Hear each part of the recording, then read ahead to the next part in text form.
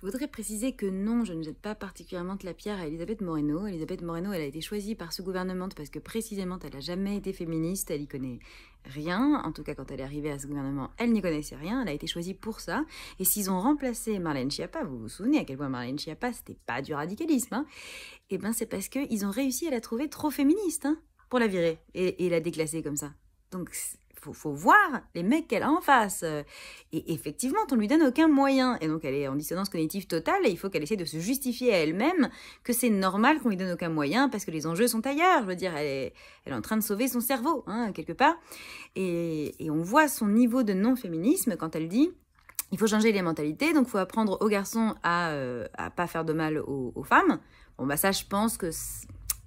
À mon avis, ça doit être en lien, ce changement de mentalité, avec le fait de ne pas autoriser qu'un type qui est en ce moment sous le coup d'une enquête et d'une plainte pour viol de deux femmes, hein, au départ, ne puisse pas être ministre de l'Intérieur. Voilà. Quelque chose me dit que c'est un message un peu trouble envoyé aux garçons. Vous pouvez être accusé de viol, hein, je dis pas plus, hein, présomption d'innocence, et être ministre, voilà, où vous pouvez passer votre carrière entière d'avocat à acquitter des agresseurs, en particulier de femmes, hein, voilà, accusés de, pareil, présomption d'innocence, accusés de violences sexuelles contre des femmes et des enfantes, et être ministre de la Justice. Et là, je pense que ça c'est compliqué pour faire comprendre aux garçons qu'il faut pas faire de mal aux dames. Hein. Ça c'est compliqué. Et puis ensuite, elle dit, il faut apprendre aux petites filles à ne pas accepter une claque.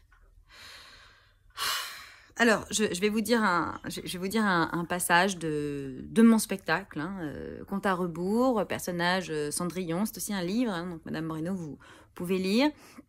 Donc, j'ai écrit ça en 2012, hein, vous voyez comme quoi il y avait déjà quand même une petite connaissance des sujets. Quand il m'a frappée pour la première fois, je ne pouvais plus partir. C'était déjà bien trop tard. J'ai déjà vu une campagne contre les violences des conjoints dire aux femmes « À la première gifle, il faut partir !» sans blague. Mais quand ils commencent à nous frapper, c'est bien parce qu'on ne peut plus partir. C'est qu'ils nous ont rendus incapables de fuir. Pour moi, l'escalade de la violence avait tout brouillé, tout verrouillé. Tantôt, il s'excusait, il pleurait, il disait qu'il ne recommencerait jamais, qu'il m'aimait, qu'il avait besoin de moi pour changer. Que c'était la faute de son enfance douloureuse. Tantôt il me menaçait pour que je ne parle pas. Mon prince est connu, hein, admiré, respecté dans le royaume. Il passe pour le voisin, le gendre, le collègue, le ministre idéal. Personne ne m'aurait cru et soutenu. Madame Moreno, quand ils en viennent aux mains, quand leur barbe bleue déteint sur nous, et qu'arrivent les bleus, Madame Moreno, c'est qu'il y a déjà eu, bien en amont, des violences psychologiques. Et les violences psychologiques, en fait, c'est aussi des violences physiques. Hein. Le cerveau, c'est quelque chose de physique, en fait. Des violences sexuelles, pareil, ce sont des violences physiques. Hein.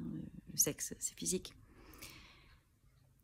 Toutes ces violences-là, qui minent l'estime de soi, et en général, quand l'agresseur arrive, il n'est pas le premier, donc notre estime de nous a déjà été entamée par un père violent, par d'autres agresseurs avant. Les agresseurs se refilent les victimes. Ça s'appelle l'emprise, Madame Moreno. On n'accepte pas les gifles, aucune de nous n'accepte. C'est pas ça qui se passe. En moyenne, les femmes mènent 12 tentatives avant d'arriver à quitter un conjoint violent. Et c'est au moment où elles les quittent. Elles la savent. C'est à ce moment-là qu'il y a la plus de féminicides.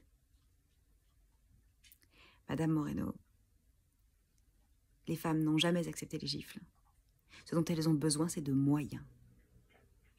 D'une volonté politique ferme pour pouvoir justement avoir les moyens de quitter sans être en danger, c'est-à-dire une politique publique de police et de justice qui fait que ces types-là sont empêchés de nuire. C'est la fin de l'impunité qu'on vous demande, Madame Moreno, et des moyens et des soins pour que les femmes n'aient plus à se ruiner en soins psychologiques, en soins de santé, qu'elles soient physiques ou psychologiques. Juste, c'est un gouffre. Mélissa Plaza parle d'une taxe écarlate. C'est un gouffre. La plupart du temps, les femmes n'ont pas les moyens de se soigner correctement.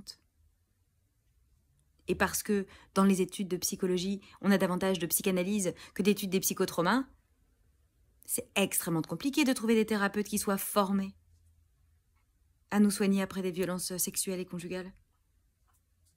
Alors non, Madame Moreno. On vous a mal renseigné, c'est pour ça qu'on vous a choisi. Mais nous, on est d'accord pour vous former. Vous m'avez déjà vu, j'ai déjà joué la pérille mortelle devant vous. Donc, Madame la ministresse, quand vous voulez pour prendre un café. Et soutien à toutes les femmes aujourd'hui victimes de violences et qui ne savent pas. Qui ne savent pas comment s'en sortir.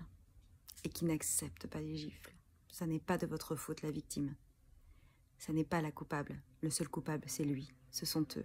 Ils n'ont pas le droit de faire ça. C'est la loi. Et ça devrait être les faits aussi.